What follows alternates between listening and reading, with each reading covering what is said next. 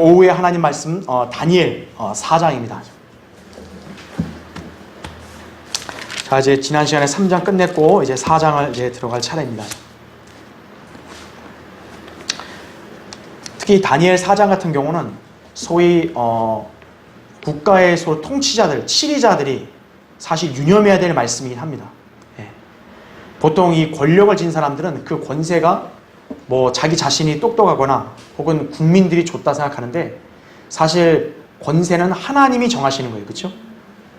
그러니까 하나님 앞에서 겸손해야 되는데 그러지 못하고 교만한 통치자들이 어떻게 되는지를 이 4장에서 아주 정확하게 보여주고 있는 것입니다. 네. 자, 그래서 오늘 다니엘 4장을 우리가 살펴볼 텐데요. 주제는 이제 그 교환을 메뉴에 보시면 왕국들과 통치자들에 관한 느부갓네살의 교훈이다라는 거죠. 느부갓네살이 이제 거만을 피우다가 이제 왕좌에서 쫓겨납니다. 쫓겨나서 뭐 들에서 이제 짐승같이 생활하다가 가까스로 한번 해보게 됩니다. 그러고 나서 이제 느부갓네살이 정신을 좀 차린 거죠. 아, 하나님께로부터 모든 권세와 영광이 오는 거라는 걸 안 거죠. 그러니까 그거를 미리 알면 좋은데 대다수의 그런 통치자들은 하나님을 전혀 의식하지 않는다는 거죠. 예. 그래서 그런 나라와 그런 통치자들은 결코 오래가지 못합니다. 네. 세상 나라들은 결코 오래가지 못하는 거예요. 네. 자, 오늘 그래서 이 4장을 볼 텐데요. 주요 내용, 첫 번째 느부갓네살의 선언과 그의 또 다른 꿈에 대해서 또 이렇게 내용이 나오고요. 그리고 이제 다니엘이 또 두 번째로 해석을 하고 권면을 한다라는 거죠. 네. 그러니까 느부갓네살은 우리가 그 전에 배웠던 2장에서도 꿈을 꿨잖아요. 여기서도 이 왕은 또 꿈을 꿔요. 예, 그리고 또 똑같이 현자들을 부르는데 현자들이 해석을 못하니까 다니엘이 와서 다 해석을 한다 이거죠. 그리고 이제 돌이키지 않는 왕과 꿈의 성취와 왕의 회복이다 이거죠. 근데 다니엘이 나중에 배우겠지만 분명히 꿈을 해석하면서 왕 앞에서 왕이 겸손하라 그랬거든요. 근데 그 말을 무시했다가 느부갓네살이 결국 자기가 꾼 꿈대로 쫓겨났다가 기적적으로 회복이 되죠. 예. 그 내용들을 오늘부터 이제 살펴보려고 합니다. 그 4장은 바빌론 제국에 선포된 한 선언문을 제시합니다.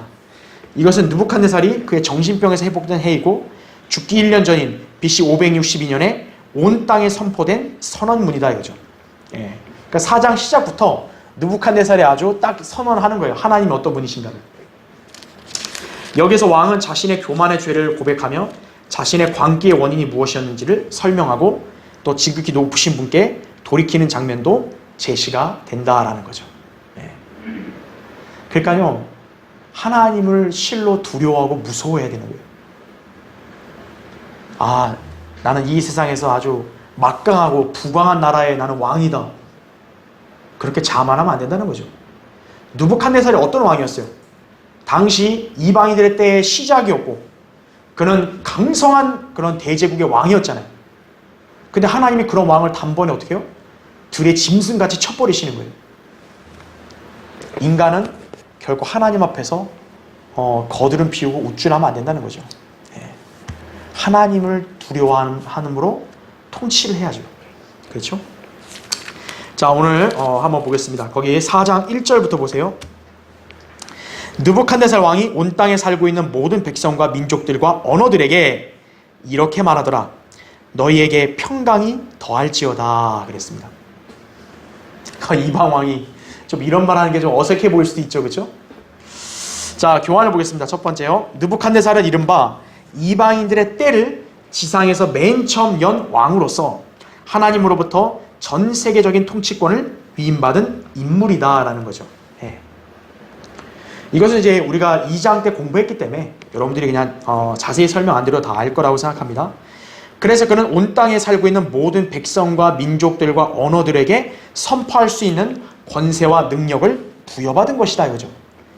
자기가 원래부터 그런 권세 능력을 가진 게 아니라 부여받았다는 거예요. 이방인들의 때가 시작되면서 하나님께서 느부갓네살을 그렇게 선정하셔서 그에게 그런 위엄과 권세를 주셨다는 거죠.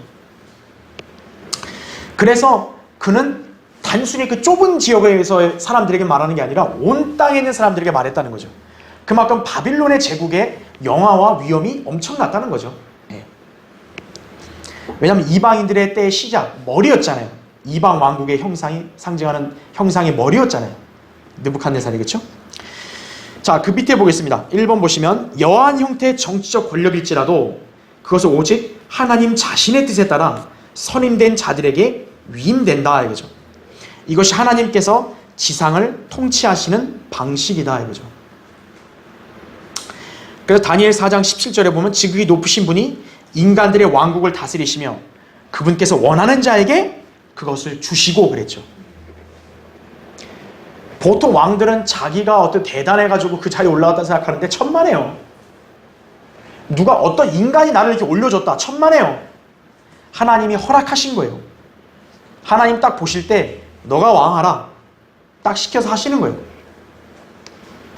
그래서 그 왕들 중에는요. 선한 왕도 있지만 악한 왕도 있는 거예요.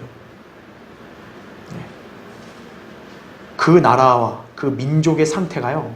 하나님 보실 게 저질스럽고 엉망이면 하나님께서 그에 맞는 악한 왕을 내리시는 거예요. 그래서 진정으로 하나님 보시기에도 선하고 의롭고 정직한 왕의 통치를 받고 싶다면 먼저 백성들 자체가 하나님을 두려워하고 경외해야 한다 이거죠. 네.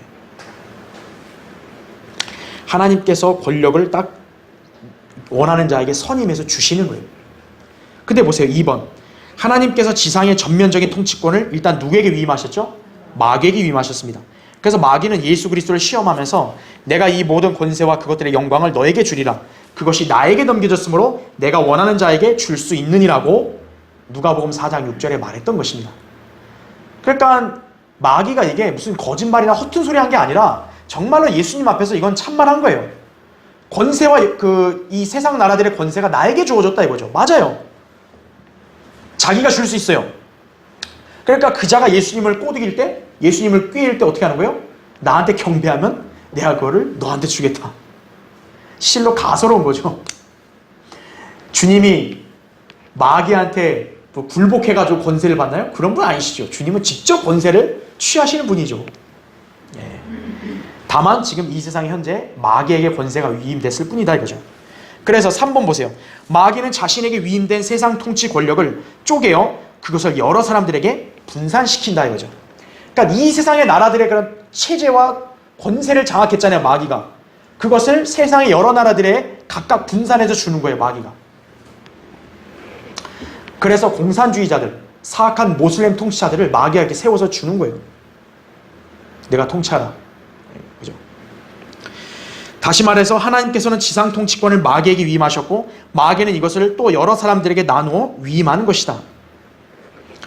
그러니까 어떻게 보면 마귀가 분산시켜서 위임한 거지만 근원적인 건 어디로 간 거예요? 권세는. 모든 권세는 하나님께로부터 나온 거라는 거죠.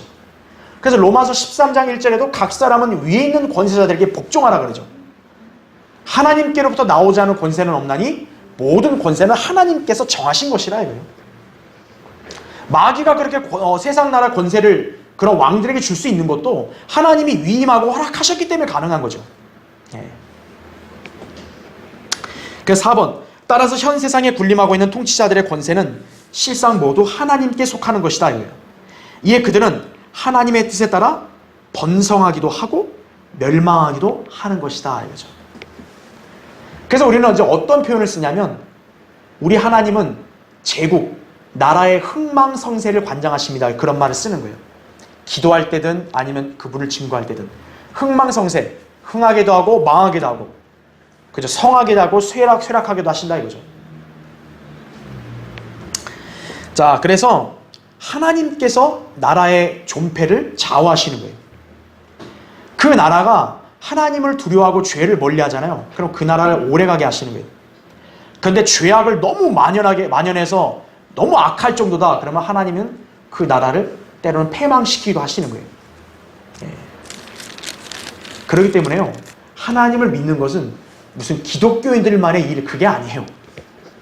이 세상에 존재하는 모든 피조물들은 하나님을 두려워하고 그분을 경외해야 되는 거예요. 예.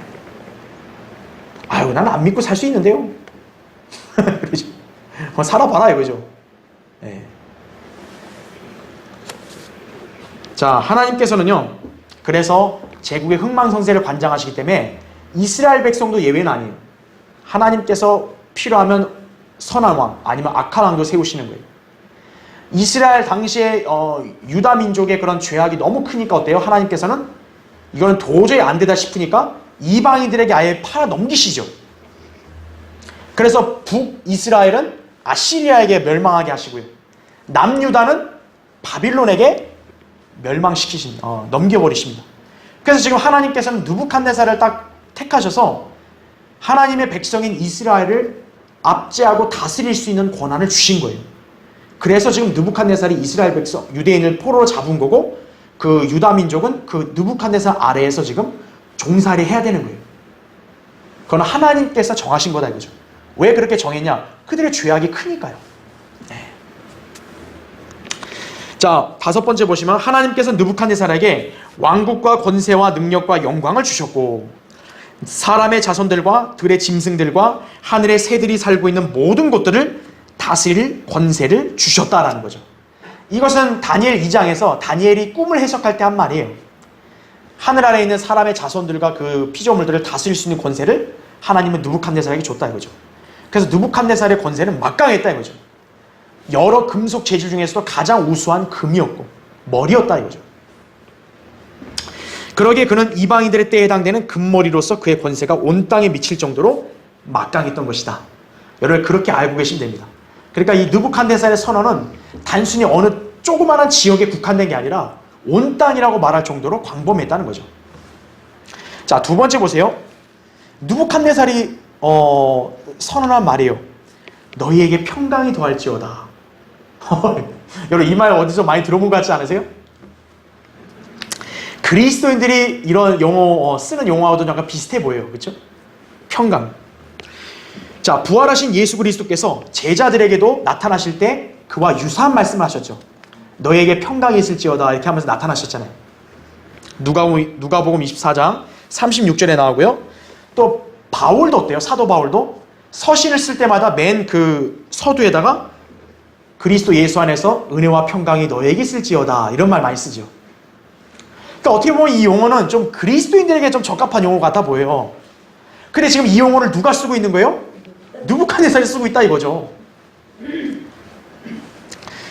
자, 그러면 우리가 이것을 어떻게 볼 수 있냐? 일단 먼저 예언적으로 보면요. 자, 평강은 성도들에게도 다 영적으로 얼마든지 해당될 수 있는 말이지만 예언적으로 볼 때 이 평강은 주로 누구와 연관되어 있냐면 유대 민족과 연관되어 있습니다. 여러분 그 다음 페이지 넘어오셨죠? 그래서 평강 이런 말이 나왔을 때 여러분들은 무엇보다 유대인들과의 연관성을 많이 생각하셔야 돼요. 자, 볼게요. 거기 밑에 1번 너희에게 평강이 더할지어다 라는 표현은 베드로전서 1장 2절에서도 평강이 너에게 충만할지어다. 베드로서 1장 2절에서도 평강이 더욱 많아지기를 바라노라. 유다서 2절에서도 평강이 너에게 풍성하기를 바라노라. 다 이렇게 표현이 있습니다. 그러니까 이 표현이 어떤 서신에서 주로 이렇게 직설적으로 많이 쓰였냐면 베드로 전후서와 유다서예요. 근데 이 책들의 특징이 뭐냐면 이 세 책들은 일반 서신입니다. 일반 서신은 바로 누구를 겨냥한 거예요? 유대인들을 겨냥한 거예요. 특히 환란 시대 유대인들을 겨냥한다라는 거죠. 그러니까 이런 표현이 그 환란 시대 유대인들을 좀 중점적으로 다루는 책에 쓰였다면 이 평강이라는 단어도 유대인과 뭔가 밀접해 있다라고 볼 수 있겠죠. 자, 2번째 보세요. 2번. 다니엘서는 이방 왕국들의 결말을 보여주는 책이지만 또한 환란 때 유대인들과 관련되어 환상이 등장하는 책이다 이거죠. 제가 그 다니엘 서론을 강의할 때도 말씀드렸지만 다니엘의 책의 주된 특징이 뭐냐면 다른 선지서와 다르게 이방 왕국들의 흥망성쇠를 다룬단 말이에요. 그러니까 보통 유대인 랍비들이 다니엘서에 대한 이질감을 느낀 거죠. 다른 책들은 다 자신의 백성, 유대인들을 중심으로 말씀하시는데 이건 이방 왕국들을 다룬다 이거예요. 그렇지만 그 이방 왕국들이 등장하는 결국 원인이 뭡니까? 유대인들을 박해한 민족 아니에요. 그리고 하나님께서 그들에게 권세를 주시지만 그 거만한 그런 이방 제국들이 어때요? 전부 멸망하죠. 결국 예수 그리스도가 오셔서 그분의 왕국을 세우시죠. 그분의 백성이 누굽니까? 유대인들이죠. 그러니까 다니엘서가 비록 이방인들의 때를 다룬 책이라 해도 결국 유대인을 간과할 수 없다는 거예요. 그래서 이런 점에서 너희에게 평강이 더할지어다 라는 표현은 유대인들의 표현이다 이거죠. 네. 유대인들은 평강, 샬롬이라는 표현을 자주 사용했어요. 여러분 옛날에 일반 교회 다니실 때 그 목사들이나 일반 신도들이 심심하면 샬롬 샬롬 그러잖아요. 그렇죠. 평강 뭐 이런 거 쓰는데 사실은 이게 예언적으로 볼 땐 유대인들에게 해당되는 말이다 이거죠. 자, 왜 그럼 이들에게 이 말이 해당이 되느냐 하면요. 유대인들은요. 정말로 역사를 통해서 보면 평강이 없었던 민족이기 때문에 그래요. 하나님이 그 유대인들을 택하시고 그들에게 바로 그 평화를 약속하신 거죠. 그러니까 그 약속이 이루어지기 전까지 유대인들은 사실 보면 진정한 참 평화를 거의 누리지 못했다고요. 물론 예외적으로 누린 경우가 있어요. 그 솔로몬의 통치 때 한번 누려본 적도 있고, 그렇죠? 또 남왕국에 아사왕이 있었을 때도 분명 전쟁이 그치고 평화가 있었다라고 얘기를 합니다. 하지만 그건 일시적이었던 거죠. 참된 진정한 화평은 유대인들이 하나님 백성이면서도 누려보질 못했다 이거죠.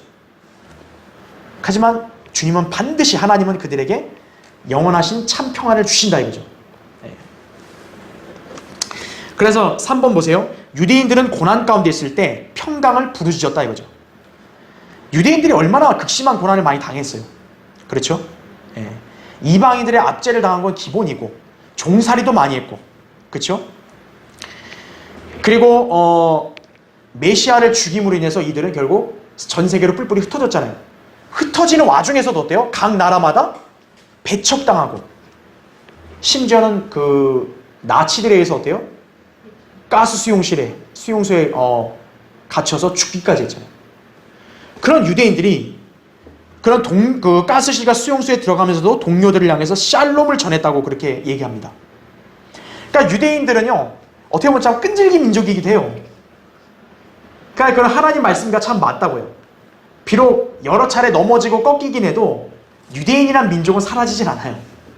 그럼 그들이 그렇게 딱 이렇게 하나님이 그들을 잡아주시는데, 그들이 그렇게 그런 절망스러운 와중에도 결코 이렇게 쓰러지지 않고 버틸 수 있었던 건 뭐냐면 바로 이 평강이다 이거죠. 갇혀있고 죽음이 와도 샬롬 샬롬. 그래서 그 말의 자체의 의미는 뭐냐면 참으로 그들의 모든 고통이 속히 끝나고 어서 빨리 메시아께서 오셔서 그들에게 참 평화를 주시라는 그런 의미의 소원이다라는 거죠. 그러니까 그런 고난 와중에도 샬롬, 평강 이런 얘기를 자꾸 했다는 거죠. 그래서 유대인들과 좀 연관되어 있다라고 보시면 됩니다. 그래서 유대인들에게 말하는 평강이라 했을 때는 그런 실질적인, 문자적인 평화를 말하는 것이. 자, 그럼 4번 보세요. 그럼 그리스도인들은 평강과 무관하냐? 아니에요. 그리스도인들도 평강을 외칩니다. 우리도 고난 가운데 있을 때 그리스도께서 주시는 참된 평안을 얻기 원한다 이거죠. 요한복음 14장 27절에도 그러잖아요. 주님이 내가 너희 안에 화평을 준다고 남겨둔다 그랬잖아요. 그래서 예수 그리스도를 믿는 사람은 그 사람 안에 내적인 평안이 있다 그랬죠. 네. 그래서 우리 그리스도인들도 그런 평안을 이렇게 부르짖고 누릴 수 있다 이거죠. 그러나 유대인들이 바라던 그런 샬롬과 그리스도인들이 바라는 평안 사이에는 차이가 있다는 거죠. 아까 제가 설명한 대로 유대인들의 샬롬, 평강은 실제적인 그런 땅에서의 평안인 거고, 그리스도인들은 마음과 영의 내적 평안이다라는 거죠. 왜냐하면 우리는 사실 어떻게 보면 하나님의 나라의 백성 아니에요. 하나님 나라는 물리적인 게 아니라 영적인 나라 아니에요. 우리는 성령 안에서 의와 화평과 기쁨을 갖는 사람이죠. 그래서 그리스도인들의 평강은 내적인 거고, 반면에 유대인들은 실질적인 그런 평화를 보장받은 민족이다 이거죠. 네. 자, 그러면 5번에 그런 민족적인 평화를 언제 누리냐? 메시아 아래서 누릴 수 있다는 거죠. 이것은 그들에게 내리는 박해가 끝나면 도래할 것이다. 메시아께서 오셔서 온 세상을 의로 다스리실 때, 세상의 전쟁들이 모두 그쳤을 때 바로 평화가 온다라는 거죠.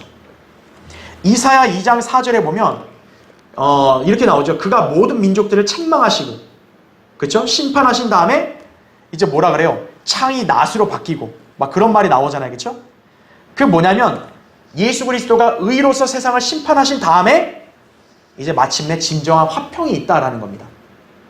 그래서 여러분이 아셔야 될 거는 성경적인 관점에서 이 온 땅의 화평이 언제 오는 거냐면 의가 먼저 실현이 되고 그 다음에가 뭐가 오는 거예요?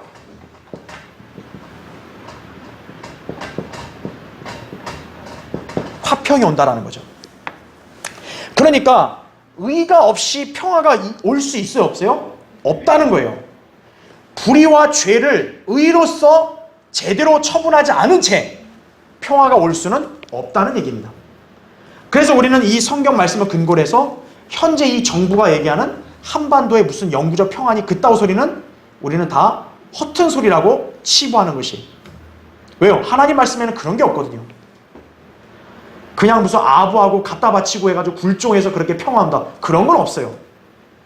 이사야에서 오히려 뭐라고 말씀하냐? 악인에게는 화평이 없다고 말해요. 자, 세상은 어때요? 의가 필요 없이 무조건 뭐예요?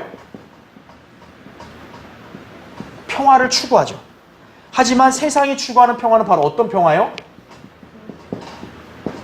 거짓 평화다 이거죠. 이게 세상이. 왜 그러냐면 의를 배제하니까. 누가 이 거짓 평화의 절정을 누가 이루죠? 적그리스도가 그러는 거죠. 적그리스도가 와서 인류가 좋아하는 평화를 끄집어낸다고요. 평화를 이룬다 이거죠. 그런데 하나님의 법칙에 따르면 의가 없는 평화는 없어요. 그래서 바로 거짓 화평이다 이거죠. 그러니까 지금 그 거짓 화평에 사람들이 잘 속을 수 있는 환경이 지금 계속 만들어지는 거예요. 우리가 쉽게 이해하려면 우리나라를 보면 되는 거예요. 이 현 정부가 한반도의 영구적 평화를 이룬다고 자기들이 끝까지 그렇게 고집을 피우잖아요. 하나님은 아니라는데. 의이신 분이 오셔야 화평이 오는데. 예수님의 예표인 멜키세덱의 이름이 뭐예요? 첫째가 의의 왕, 그 다음이 뭐예요? 살렘 왕, 화평의 왕이라고 하잖아요. 순서가 딱 정해져 있다고요. 첫째가 의의 왕이라고요. 예수 그리스도가 그냥 오시면 바로 평화가 되냐가 아니라 그분이 오시면 먼저 의를 실현하시는 거예요.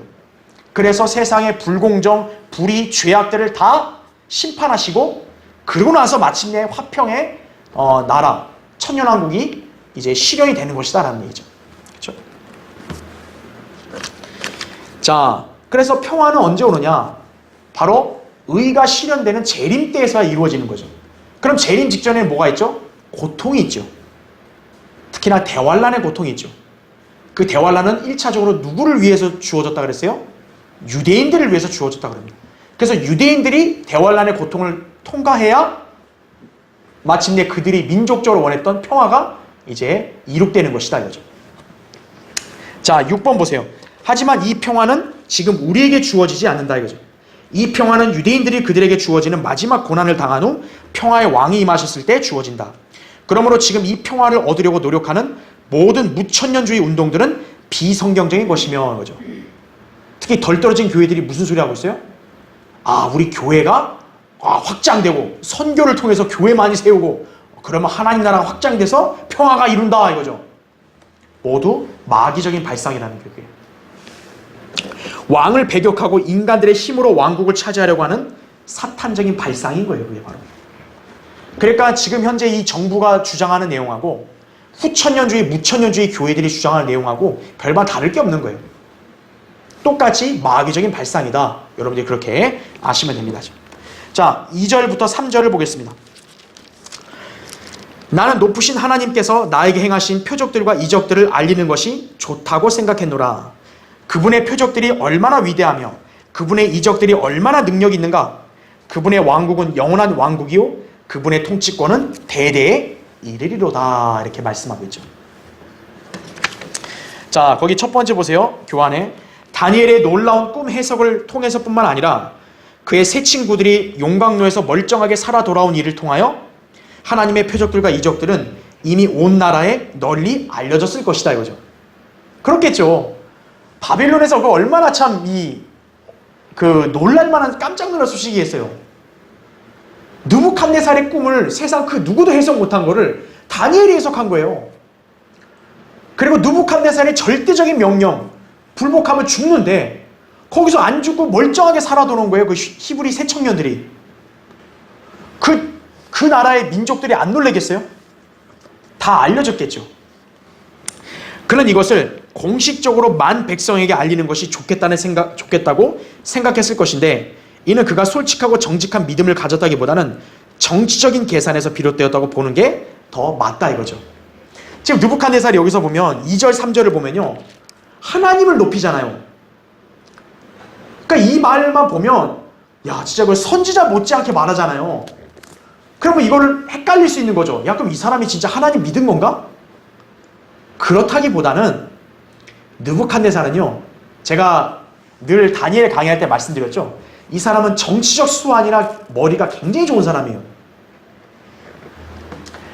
다니엘의 하나님이 높은 거 알았잖아요. 그렇죠. 그래서 그 하나님이 권세와 능력과 영광을 부여해 주시고 정해 주신다 그러잖아요. 그럼 뭐 그 말에 누가 감히 이의를 제기하겠어요? 다니엘의 하나님 높은 거 알았으니까. 그런데 느부갓네살은 거기 어떤 거예요? 자기가 딱 엎혀서 가는 거예요. 바로 그 하나님이 어떻다는 거예요? 나를 세웠다 이거죠. 그러니까 느부갓네살 입장에서 뭐예요? 자기의 정체성, 자기의 그런 왕의 권세를 더 지지를 받게 된 거죠. 하나님 이름을 이용해서. 다니엘이 하나님이 이렇게 높고 왕국과 권세, 영광을 정해주신 분이 맞다 이거예요. 그래서 그분이 지금 나를 이 바빌론의 왕으로 세우신 거다 이제 이거죠. 그러니까 함부로 넘볼 생각하지 마라 이제 이거죠. 어떻게 보면 그죠? 아주 느부갓네살은 그런 정치적 수완이나 이 머리가요 잘 돌아갔던 것을 우리가 볼 수 있어요. 그렇죠? 보세요. 두 번째, 그분의 표적들이 얼마나 위대하며 그분의 이적들이 얼마나 능력 있는가. 그분의 왕국은 영원한 왕국이요 그분의 통치권은 대대에 이르리로다. 여러분 이 말이 중에서 뭐 틀린 거 있어요? 맞잖아요. 구구절절 맞잖아요. 근데 어떻게 이 악한 왕이 이런 말 할 수 있냐고요. 자 보세요. 그 밑에 1번, 느부갓네살은 정복자다. 그러나 위험 있는 세계 제국을 건설한 사람이지만 그는 과거의 한 꿈을 통해서 자신의 왕국이 영원하지 않다는 사실을 들었다 이거죠. 여러분 실제 보세요. 느부갓네살이 금머리고 왕의 권한이 절대적이란 말 들었지만 결국 다니엘의 그 2장에서 다니엘이 꿈 해석의 결말은 뭐예요? 예수 그리스도 돌왕국이 오면 니들은 다 타작마당이 쭉정이 같이 된다 이거죠. 느부갓네살은 자기 왕국이 영원하지 않다는 걸 들었죠. 그리고 이번 4장에서도 그 꿈을 꿉니다. 그렇죠? 그래서 그 사실을 다시 한번 깨닫고 참으로 영원 무궁한 왕국은 자신의 왕국이 아니라 그리스도의 돌 왕국이시라는 사실을 지금 선포하는 것이다 이거죠. 왜냐하면 자기가 거만 떨다가 엄청나게 당했잖아요. 그걸 통해서 뭘 본 거예요? 나도 별 볼일 없구나 이거죠. 하나님이 허락하셔야 되는구나 하는 걸 아는 거죠. 그러니까 좀 정신 나가지 않고서야 당연히 하나님을 높일 수밖에 없어요. 자 2번 보세요. 자신의 삶을 웅장한 세계 제국의 위험 가운데서 지냈던 이방왕의 입술에서 이런 위대한 말이 나오는 건 쉽지 않지만 그는 지극히 높으신 하나님의 왕국과 그분의 영원한 통치를 이해하며 이렇게 선포하는 것이다. 다니엘이 선포했던 내용과 굉장히 똑같아요. 다니엘 2장 44절에 이렇게 말했죠. 그 왕국은 다른 백성에게 넘겨지지 않을 것이요 도리어 그 왕국이 이 모든 왕국들을 쳐부수고 멸하여 영원히 설 것이니다 이거죠. 이 왕국이 바로 돌 왕국, 그리스도께서 세우실 왕국 아니에요. 다니엘이 그런 말 한 게 느부갓네살도 기억이 났겠죠. 야 이거 다니엘이 하나님을 거슬리면 안 되겠구나. 그러니까 똑같이 말할 수밖에 없는 거예요. 그분의 왕국은 영원 무궁하다 이거죠. 근데 3번 보세요. 이거 제가 아까 설명한 내용과 같은 맥락인데 그런데 사실 느부갓네살의 이 선언은 그의 정치적 수완과 지혜가 그 이면에 깔려있다는 점도 유념해 볼 필요가 있다. 그가 하나님의 위상을 높이면 높일수록 그분께로부터 권력을 위임받은 자신의 위상 또한 높아진다고 생각했을 것이다 이거죠. 즉 자신의 지위와 권세를 더욱 정당화할 수 있게 되는 것이다 이거예요. 그러니까 이 사람이 이 정치적인 그런 술수가요 대단했던 거예요. 느부갓네살이. 이 사람은 바보가 아니에요. 오늘날 이 대통령이나 이런 그 다른 그 소위 통치자들보다도 더 이 정치적 수완이 좋았던 사람이 이 사람이. 이 사람이 하나님을 높이면 뭐예요? 자기 위상도 높아지는 거예요. 왜요? 하나님이 모든 왕국의 권세를 정하신다? 그럼 이 왕국의 권세도 나한테 정하신 거네. 그러니까 하나님을 높이면 뭐예요? 자기도 높아지는 거예요. 그 나라에서. 그러니까 참 머리가 대단히 좋죠. 이 사람 어떻게 보면. 보통 사람이면 이런 머리가 안 나와요. 이게 사실은요. 예. 그래서 정치를 하려면요. 참 그런 머리가 잘 돌아가야 되거든요. 사실은. 그래서 이 정치인들은요. 자기 그 권세를 잃지 않으려고 늘 자기 권세를 누군가에 의해서 지지받는다는 것을 자꾸 얘기해야 되는 거예요. 그래서 이 현 정부, 공산주의 집단들은 항상 그래서 뭘 강조합니까? 국민, 인민을 강조하는 거죠. 우리 국민과 인민을 위해서 이렇게, 인민에 의해서 이렇게 존재한다. 이렇게 얘기하는 거예요. 국민에 의한, 국민을 위한, 국민의 정부. 이런 말 나왔잖아요. 세상 나라의 통치자들이 그런 말을 써먹는 건 뭐냐면 자기가 권세를 지금 발휘하는 것을 정당화시키는 거예요. 그게 바로. 그러니까 우리는 그런 거를 잘 분별할 수 있어야 한다 이거죠. 자, 세 번째요. 느부갓네살이 말한 이 선언은 마치 선지자들이나 사도의 말과도 같이 들릴 수 있다. 이것을 보면 어떻게 악한 자에게서 옳은 말이 나올 수 있는지 의구심이 들 수도 있으나 여기에는 우리가 유념해야 될 사실들이 있다 이거죠. 여러분도 이걸 쉽게 생각해 보세요. 악한 왕이어도요. 때로는 올바른 말을 할 때가 있잖아요. 느부갓네살도 그런 케이스인 거죠. 거짓 선지자, 거짓 목사들도 어때요? 어쩔 때는 올바른 말을 해요. 그러니까 그걸로 자기의 그런 거짓말과 비진리를 포장하는 거죠. 가리는 거죠. 예. 그러니까 느부갓네살도 지금 뭐예요? 악한 왕이고 하나님을 믿는 사람이 아닌데도 뭐예요?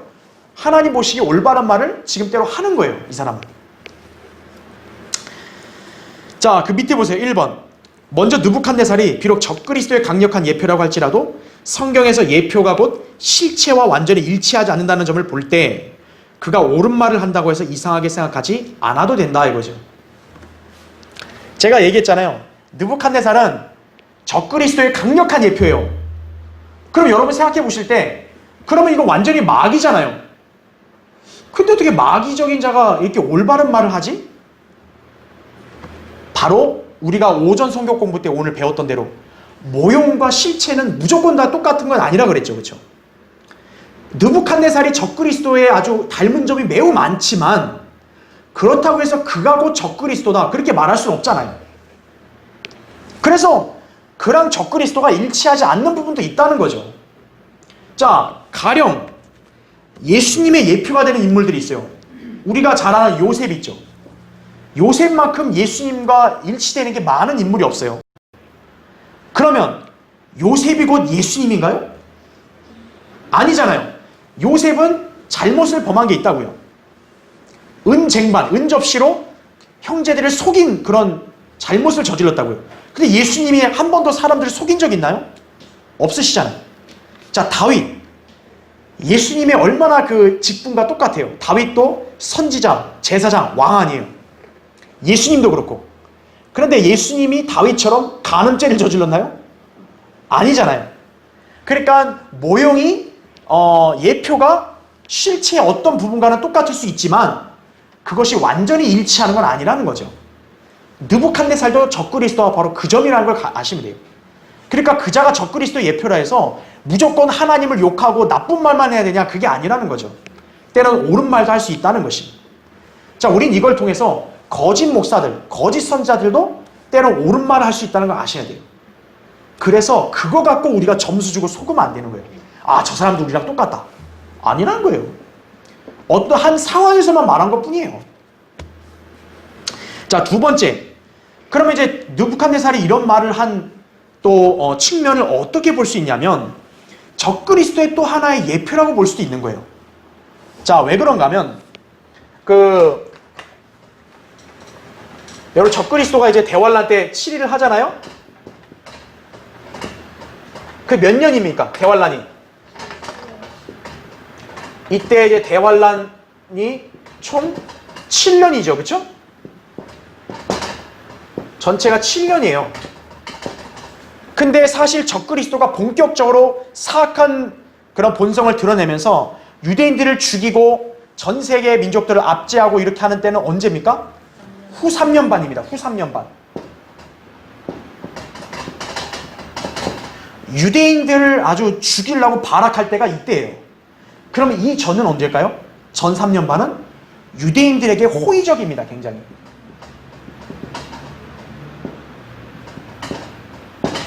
그래서 유대인들이 속는 거예요. 아, 이 사람이 우리 메시아다. 속는 거라는 거죠. 근데 그게 이제 이때 가서 3년 반 지나고 나서 어떻게 된 거예요? 이자가 이제 본색을 드러내니까 속았구나. 이제 그때 아는 거죠. 그러니까 이 전에는 유대인들에게 호의적이다라는 거죠. 적그리스도가. 그래서 호의적이다 보니까 유대인과 적그리스도 사이에 뭘 맺어요?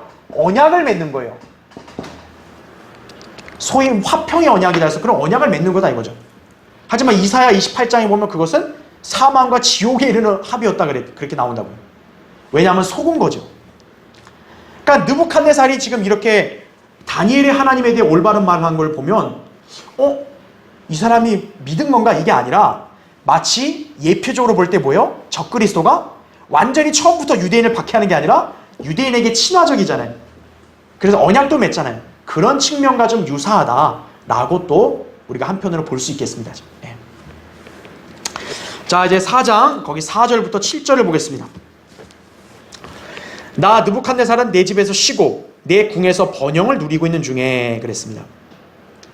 나를 무섭게 하는 한 꿈을 보았는데 내 침상에서의 생각과 내 머리의 환상이 나를 번민케 하였도나 그러므로 내가 한 칙령을 내려 바빌론의 모든 현자를 내 앞에 불러다가 그들로 그 꿈의 해석을 내게 알리도록 하였더니 그때 마술사들과 점성가들과 칼대안들과 점쟁이들이 왔기에 내가 그 꿈을 그들 앞에 말하였으나 그들이 내게 그 해석을 알려주지 못하였느니라 이렇게 말씀하고 있습니다. 여러분 이 장면 좀 어디서 많이 본 것 같지 않아요? 다니엘 2장에서 분명히 똑같았었죠. 자 거기 보세요. 1번 보세요. 느부갓네살은 유달리 꿈을 자주 꾼 모양이다 이거예요. 좀 이렇게 꿈을 잘 꾸는 사람이 있나 봐요. 요새 그렇죠? 네. 그러니까 이제 꿈을 좀 잘 꾸는 사람들은 그만큼 뭐예요? 생각도 많죠. 이 꿈이 대체 뭘 의미하나 그래가지고. 그런데 꿈이 좀 괴이하면 어때요? 이해가 안 되니까. 그럼 결국 뭐가 생기냐면 번민이 생길 수밖에 없어요. 사람이. 그러니까 느부갓네살이 지금 바로 그런 케이스인 거예요. 하도 꿈을 꿨는데 이 꿈이 너무 괴이하고 자기가 이해가 안 되니까 뭐예요? 번민에 빠진 거다 이거예요. 자기가.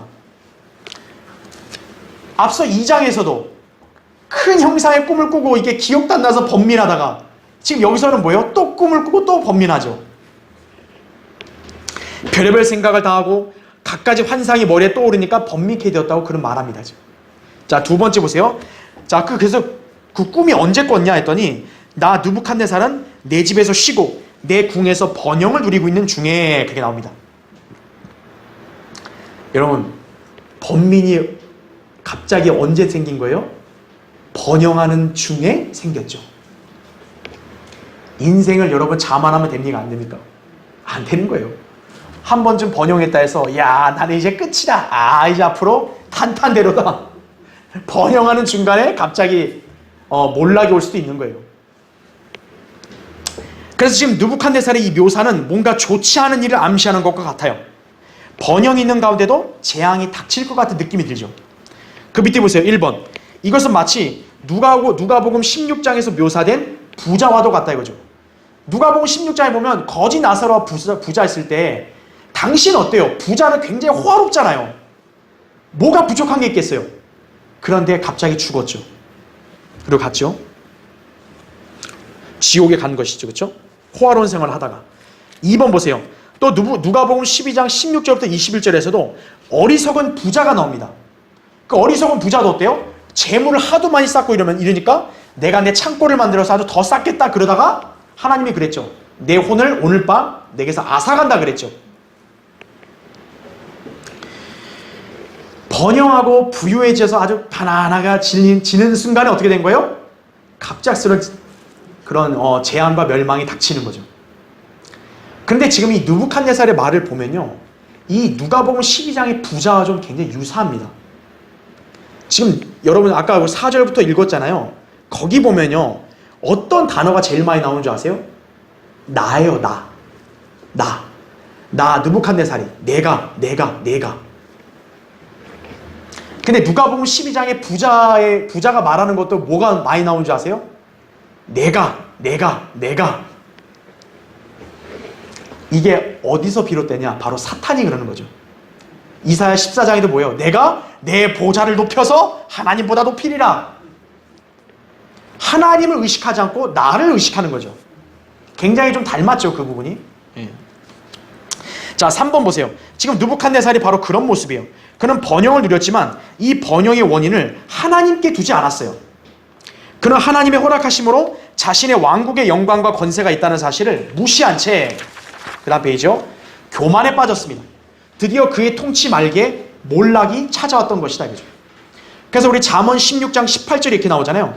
교만은 멸망에 앞서 있으며 거만한 영은 몰락에 앞서 있느니라 그랬죠. 네. 장기 집권하겠다, 그따 소리 하면 멸망하는 거예요. 네. 그건 내가 말하는 게 아니에요. 바로 성경에서 말하는 것이에요. 교만은 멸망에 앞서 있다는 거죠. 네. 3번 보시면, 그러므로 내가 한 칙령을 내려 바빌론의 모든 현자를 내 앞에 불러다가, 그러죠? 자, 여기 보면요, 바빌론의 현자들을 다 불러요. 우리가 2장에서 배웠던 거랑 똑같아요. 다만 다른 게 뭐냐면, 다니엘 2장에서는요, 왕이 꿈의 내용을 모르니까 꿈이 뭔지도 말하고 해석도 말하라 그랬죠. 근데 여기서는 지금 느부갓네살이 꿈은 말합니다. 자기가 이런 꿈을 꿨는데 해석 좀 해라. 그런데 지금 여기 나온 칼다인들이나 그런 마술사 점성가들이 해석을 해요, 못해요? 못합니다. 그러니까 이 자들이 헛된 자들이라는 게 나온 거예요. 저번에 2장에서 뭐라 그랬어요, 이 자들이? 왕 앞에서 꿈을 알려주면 자기들 해석하겠다 그랬잖아요. 그 4장에서 지금 꿈을 알려줬죠. 해석합니까, 못합니까? 못하죠. 바로 이들이 거짓말쟁이들인 것을 드러내는 것이. 자, 당시에 다니엘은 이 자리에 있었을까, 없었을까요? 없었어요. 왜 없었는지 모르겠지만 하나님이 섭리적으로 그렇게 하신 것 같아요. 또 이번에 꿈을 꾸니까 이 왕이 또 어리석으니까 어때요? 그런 현자들을 불러다가 또 얘기하니까 현자들은 못 맞추고, 나중에 다니엘이 와서 또 맞추니까 어때요? 다니엘의 하나님이 더 위대하다, 이렇게 되는 거겠죠. 예. 그렇게 또 볼 수가 있겠습니다. 자, 마지막 거기 8절부터 9절을 보겠습니다. 그러나 마지막에 다니엘이 내 앞에 들어왔으니 그의 이름이 내 신의 이름을 따라 벨트사살이요 그의 안에는 거룩한 신들의 영이 있도다. 그러므로 내가 그에게 그 꿈을 설명하여 말하기를, 오 마술사들의 우두머리인 벨트사살아, 내 안에는 거룩한 신들의 영이 있어 어떤 은밀한 것이라도 너를 두렵게 하지 못하는 줄 내가 아노니 내가 본 내 꿈의 환상들과 그 해석을 내게 말하라 그랬습니다. 자, 느부갓네살이 지금 다니엘에게 어떤 이름을 줘요? 벨트사살이라는 이름을 줍니다. 벨트사살, 이거는 우리가 다니엘 1장 배울 때 그 이름 뜻을 다 봤죠, 그렇죠? 다니엘과 세 친구들이 원래 이름이 있는데 느부갓네살이 이름을 바꾸려고 했죠. 벨트사살이라 부른 거예요. 그 이 벨트사살 이름은 느부갓네살이 자기 신의 이름을 따라 이름을 지어준 거지 하나님의 뜻에 따라 지어준 게 아니라는 거죠. 완전히 이교도적인 이름인 거죠, 그렇죠? 그래서 이 느부갓네살의 이런 걸 보면요, 이 바빌론 제국은 다신론 사상이 가득했던 거예요. 즉 다신론이 뭐예요? 신은 유일한 분만 있는 게 아니고 뭐예요? 여러 신들이 있다 이거죠. 예. 그러니까 느부갓네살은 그걸 믿었기 때문에 자기 신도 있고 네 신도 있고 얘 신도 있고 제 신도 있고 신은 다 있다 이거예요. 예. 네 신발도 신이고 네 지갑도 신이고 네 TV도 신이고, 그러니까 별의별 게 다 자기 신인 거예요. 이 다신론자들의 특징이. 예. 그러니까 느부갓네살은 그러니까 자기 신의 이름을 따라서 다니엘을 총애하니까 너는 벨트사살이라 부를게, 이런 거죠. 가증스러운 거죠, 그렇죠? 오늘날 로마 카톨릭도 어때요? 수호천사, 성자, 성모 다 신음을 신격화 시킨 거죠. 다신론자들이에요, 전부 다. 예. 자, 느부갓네살이 아까 뭐라 그랬어요? 하나님 보고 높으신 하나님, 위대하신 분, 그렇게 말해놓고 지금 여기 와서 뭐예요? 아, 신들, 여러 신들이 있다 이거죠. 네 신발도 신이고 내 속옷도 신이고, 그렇죠? 그럼 하나님을 올바로 믿은 사람이 아니라는 거예요. 자, 두 번째 거기 마지막 보시면 내 안에는 거룩한 신들의 영이 있어 그랬습니다. 사실 다니엘 안에는 누가 있어야 돼요? 성령님이 계신 거죠. 근데 이자는 그걸 모르니까 뭐예요? 거룩한 신들의 영이 있다는 거예요. 이게 느부갓네살의 수준이 바로 그거밖에 안 됐다라는 것이. 그러니까 그는 하나님을 올바로 믿은 게 아니라는 것이 여기서 바로 우리가 볼 수 있는 거예요. 그래서 그가 하나님을 높인 거는 믿음에서 나온 게 아니라 그냥 정치적 술수였구나. 그래서 제가 이렇게 말씀드린 원인이 바로 여기 있었다는 거죠. 자, 이제 이 꿈의 내용이 어떻고 또 느부갓네살이 어떻게 했는지는 다음 시간에 보겠습니다. 자, 기도하고 오늘 예배를 마치겠습니다.